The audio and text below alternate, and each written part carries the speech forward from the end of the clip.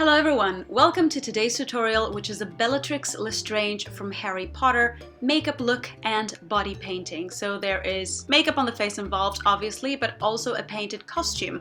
You could opt out of it and wear a normal costume, regular clothes, or you could try and paint it on like we're going to see today. So I'm starting off with a combination of foundations. One is white and one is pink toned. I'm looking to give my skin tone a little bit of a pale / grayish tone to it. So I'm hoping this is going to do that, but in quite a natural, understated way.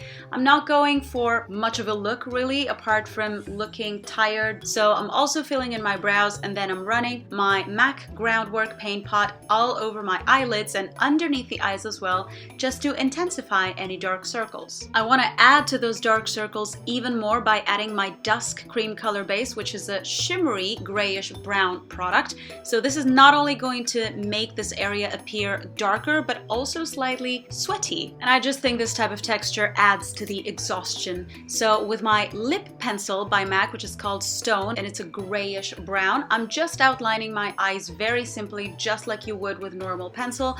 I don't want it to be super dark because she doesn't really have an apparent, like a distinct look or anything. Then I'm also moving on to mascara, which of course I want to make as messy as possible. So if you get clumps and if your lashes just sort of all clump together, or if you get smudges all around, all the better. I'm moving on to my contouring, and that I'm going to do with my Omega eyeshadow by MAC. I'm directing it downwards, which is not the most flattering look for my own face because it's making it look even thinner and longer, but that's kind of the point. We want our cheekbones to look kind of drawn in. And then I'm also taking this on the inner corner of the eyes. I just want them to look slightly sunken, and whatever darkness we can add here and there is to our benefit. I'm also adding a tiny bit of a purple eyeshadow, just a matte color, to intensify the dark circles. There's no clear explanation as to why she looks so tired. We don't want to make her look sickly per se, but she is really mean, so I guess that is going to show on her face to a certain extent. I'm lining the lips with my brown shimmery pencil by MAC. Now there are certain scenes where she's not wearing anything on the lips,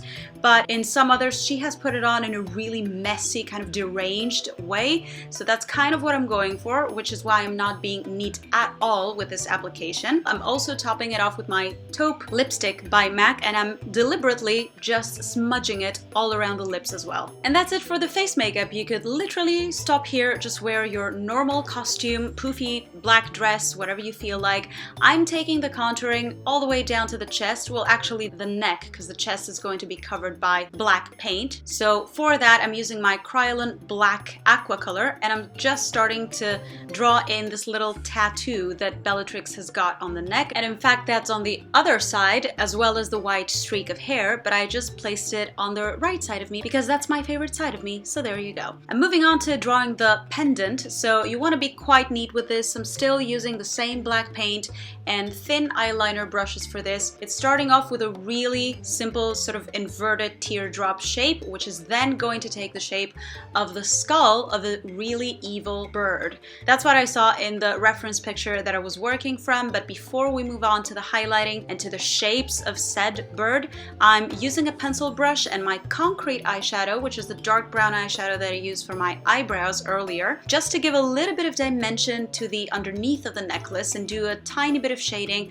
which I'm of course blending out with brushes and fingers and whatever you find more convenient. Ready to move on to our white color, which is my Kryolan White AQUACOLOR. I'm using mostly AQUACOLORs because I find them to be so much easier to work with. You don't need to set them with anything and they don't run around or smudge anywhere. The white is going to be our highlight. It is what's really going to give shape to the skull of the bird. So the bird is apparently really angry and frowning, and that is all going to be a play between grayish tones and white tones depending on how much pressure you put on your brush. Of course, I'm not just highlighting the metal object, I'm also taking the same logic onto the little string or leather bit which is holding the pendant together. It's going to look even more realistic if it's not stark white on top of black, but if it's interrupted in places. I think it just looks a little bit more real this way. I'm moving on to shading, or in fact outlining the garment. I'm doing this with my eyebrow color, so the eyeshadow that I used before for my brows,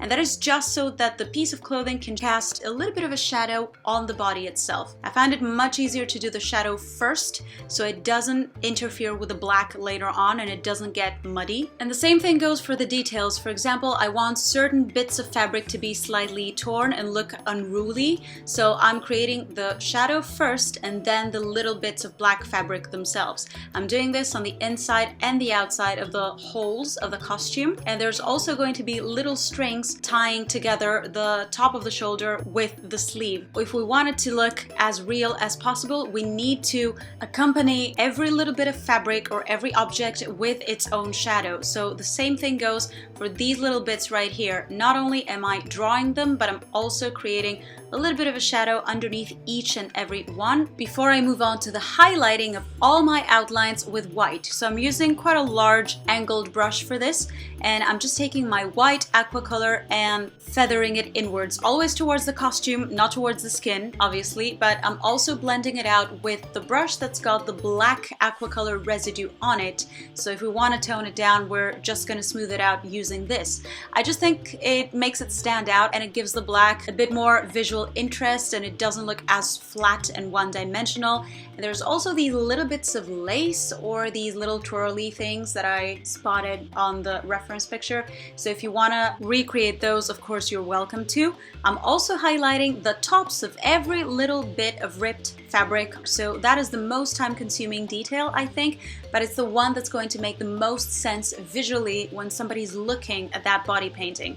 Of course, you could pair this with just a strapless top underneath, but I think it is really worth taking the time to take care of every little detail that is going to make the costume look super real in pictures especially. As a final step, you can run a little bit of white eyeshadow on that streak of your intensely backcombed and curled hair. And that is it for the finished look, really. So if you wanted it to be very true to the character, you would also draw the Death Eater tattoo on the inside of your arm, but I just assumed that you're going to go for long sleeves, just like Bellatrix usually wears. I really hope you enjoyed this video, and I hope you found it useful. If you try it out, don't forget to show me a picture on Instagram, because I love seeing your take on these types of creative looks especially. If you've got any questions, you can pop them down below and I'll do my best to answer them for you. Thank you so much for watching, and I'll see you in my next video.